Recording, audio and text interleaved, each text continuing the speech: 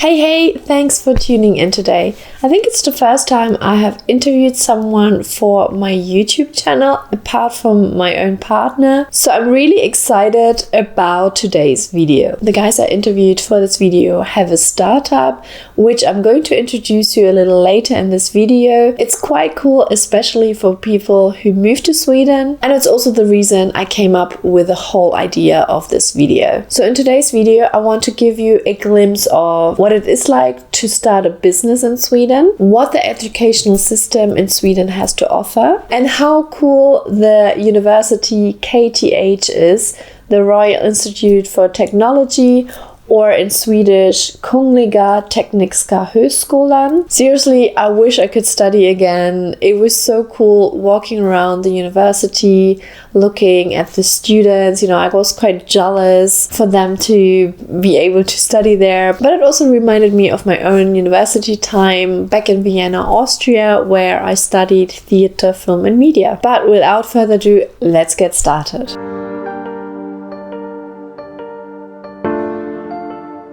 Well, one thing I want to say before I start, I'm still on parental leave and I had to take my daughter with me, and she's a little chatterbox, so you will hear some noises again in my video during the interview, which is my baby, and I hope you don't mind. She will go to kindergarten eventually, and then I will be able to make videos without all that noise. So just apologies in advance. Please introduce yourself and tell us what your startup is all about. So my name is Shethong, or Sabrina. I'm originally from China, and I am currently the CEO and co-founder of Redia. And I'm Carlos. I come from Spain and came here to study my master's in machine learning, and I co-founded together with Sabrina, another co-founder, Redia, and I'm working as the CTO on the Technica. So the startup Redia we started is about helping internationals like ourselves stay informed in a new country. Like right now in Sweden, it's really hard to get news if you don't understand Swedish. So that's the part we want to solve. We use machine learning to translate local news into different languages, so you can get it in your language. So you just heard what their startup is about, and I wanted to quickly interrupt the interview because I wanted to talk a little bit more about it, because they're also the sponsor of this video, and because I use their services daily, I wanted to introduce you to their concept. If you know me, you know that I started learning Swedish, but I'm nowhere close to understanding everything. And I know from when I started learning English or using English, the news was one of the hardest things ever to understand. So it's quite cool that Redia offers to kind of cover that, and you get a newsletter every day with the local news and the international news, so you can keep yourself updated. Their services are not only in Sweden, but obviously for me and for you, it applies to Sweden. So that's pretty cool that it exists, that they have started this service. And as I think mentioned, it's generated with AI and proofread by journalists. And in each newsletter, they do give you some information about Sweden, which I thought is quite cool. When you're new, you just want to learn more and more about Sweden. If you want to sign up for their newsletter, I left a link down below. It's absolutely free, and then every day you get just a summary of what's going on in the world and especially in Sweden. Do let me know what you think about Redia once you signed up for it. Let's continue with the interview. Then I just in general wanted to know what the opportunities are here in Sweden, because a lot of people don't know what is possibility with technology. Obviously that's your expertise. So I kind of wanted to see, what are the opportunities in the tech space, but also in general, what's the quality of education here in Sweden? Are you happy with it? What does it mean? For me, Sweden it was a big change coming from Spain, I would say, because here I think the education is way more focused out on practical side, and also it has the fun aspect. For example, when I first came here to KTH, and you enroll in the student unions, and you have a lot of events, like for example there are board games club or a lot of weekly events that you can just attend outside university. And also then when it comes more to the pure studying, and I think in our case we had a lot of online lectures because of the pandemic, but I still found it a bit more engaging, and I don't know, I think the professors generally try to make you understand the concepts, and then you have a lot of laboratories or practical assignments that really test that you have like learned what you're supposed to learn. I feel like when I studied in the past, for example, in Spain, it's sometimes more about theoretical concepts, so being able to define something, but here is more about doing and implementing. I totally agree, especially because when I did an exchange during my studies in KTH, I did an exchange in Italy, and I definitely suffered preparing for the exams there because it's more like reciting what your teacher told you. But here it's more flexible. You really need to understand the concepts, and you have a lot of opportunities to practice different knowledge and do different programming projects. It's really fun. And I also didn't expect when I come here that there are so much different support for not just studies, but for example, for startup. I never thought that I would start a startup, but here we just had an idea. We contacted with KTH Innovation, and they supported us all the way. We didn't even, I think we wouldn't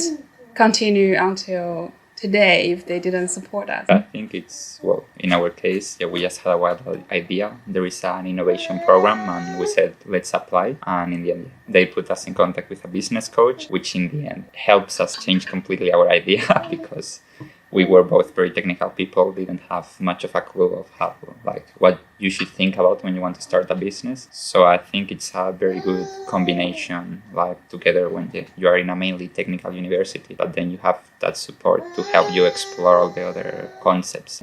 So it's interesting. So building a startup or like this example project wasn't even something you expected from the university? No, I mean, in my case, I didn't know about it when I came here. I just learned about later that, I'm not sure, in an event or something, I just saw that there was this pre-incubator program open for applications. That's how we started. And also, I mean, you both work in AI, right? So that's kind of your specialty. And how do you feel like also having studied in other countries? Is Sweden quite a good country? Are they very technologically advanced? Sweden is very advanced in technology. In Ericsson, in Klarna, there are a lot of job opportunities. For me, it's again, a big difference coming from Spain. I think here, when you are studying, there is a lot of opportunities for jobs, for example, for internships for the summer.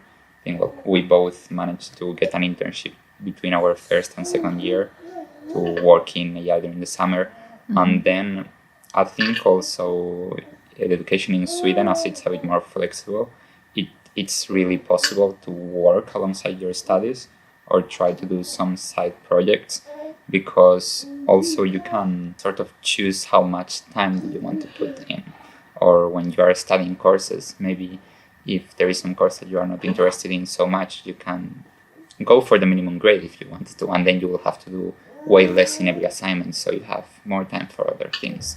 So I think in that way they really try to make it as flexible as possible, so you can quite personalized. Quite personalized.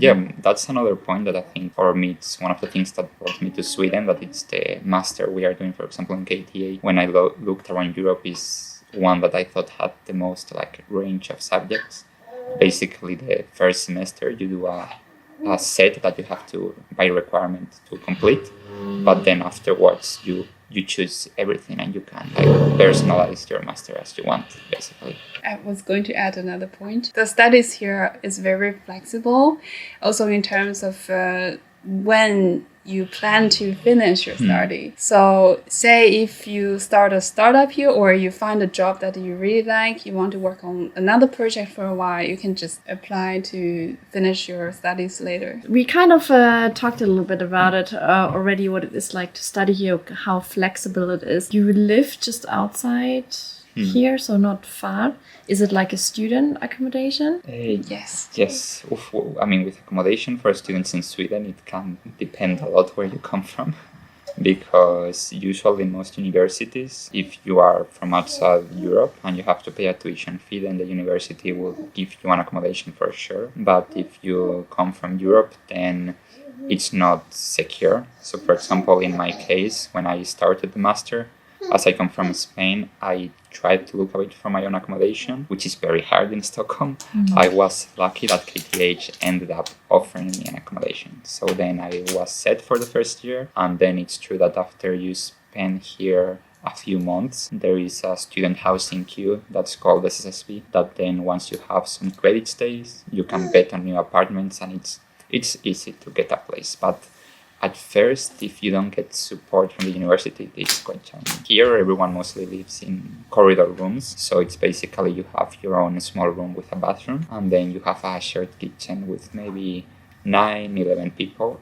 So it's also nice to be able to make friends or do some events with your friends from the corridor as well. Yeah, and it's way easier if you're from outside EU like myself. The school would just take care of the first year's accommodation. And I also want to add that there are different types of rooms. So if you come with a partner or with a family, you might be able to get a bigger room. And is it correct that you do pay for studying and you don't? Or it's because of Europe, Yes. within the EU it's free, but international, I can imagine, that's probably, within the EU the same, that internationals. Yeah, but that's a big change. I think that's one of the reasons I was motivated to come here as well, because in this case, it was more expensive for me to go and do a master's in Spain than come here and do the master's. So that's also Fair a enough. good point. Yeah, and last but not least, I mean, that was one reason why you came to Sweden. But in general, I guess it could be also a summary of what you just said. But why do you think international students come here to Sweden, and maybe specifically to KTH? How did you hear about the university? I'm sure you maybe did some research and decided then to come here. Yeah, I think the number one reason is quality of education. They have great teachers, great lectures, and the great structure of the program overall. And secondly, I think for me, it's I was really attracted by this equal society, because where I'm from, there's more of a male dominance culture, but I really want to see how it is like to have women the same status as men. I mean, for me, it's similar. I did some research in universities, but I was very sure I wanted to do machine learning. And then KTH had the perfect master, more or less. And I had never been in the Nordics. I knew there was good quality of life. I always wanted to visit. So I saw it as a very good chance. After getting accepted, I just decided to come. One extra question. How do you find the weather here then? Coming from Spain especially, and I don't know where... I'm even from more south. How do you cope with that, or the darkness? Because that's something I talk about actually a lot, and it's always interesting to see what people think about it, how they feel here. I think the strategy for me is to go south in the winter. I spent the first winter here. No, I spent the first winter in Spain and second winter in Italy and then third winter in Spain. Definitely helpful. I think when November, December starts to arrive, for me, the coldness, it's fine. You wear more clothes, but the darkness gets a bit harder. It's usually good, to start doing some more indoor sports or activities that can keep you active and a bit distracted. I think, when you are with university, still November, December are usually very busy months. So sometimes you have a lot of things to do, and so you don't notice so much. But it's true that it takes time to get used to it. And I think I recommend waking up early as well, so at least you can get the small bit of light there is in the morning. I'm not sure if I'll ever get used to it. Usually in Christmas I like going back to Spain for a bit so I can recharge and then come back. I hope you enjoyed this little glimpse of university and startup life in Sweden. If you have any questions, or if you want me to cover anything in a video, let me know down in the comments below. See you in my next video. Hey do!